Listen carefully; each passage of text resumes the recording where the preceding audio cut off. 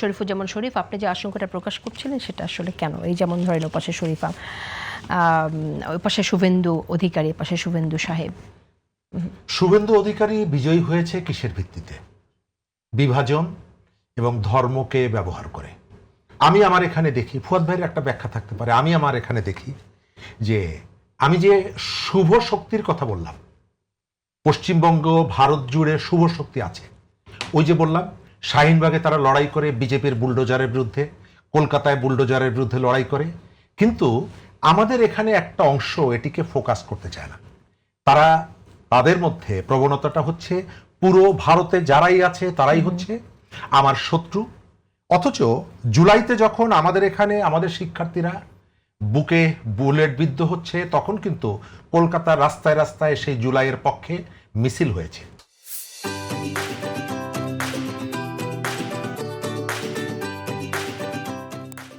কিন্তু আপনি যখন জুলাইয়ের পরে দেখবেন, তখন পুরো শক্তিটাকে আইসোলেট করে ফেলা, ঘৃণার জায়গায় ঠেলে দেওয়া এবং তাকে শত্রু হিসাবে তুলে ধরার একটা প্রবণতা ছিল, এখনো আছে।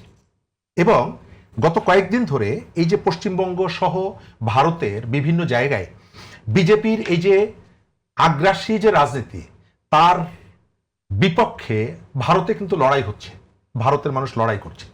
আবার আমাদের এখানে সেটাকে কাউন্টার করে আমি এক হুজুরের কথা শুনলাম যে ওখানে তোমাদের মারবা, এখানে আমরা তোমাদেরকে মেরে তাড়িয়ে দেবো।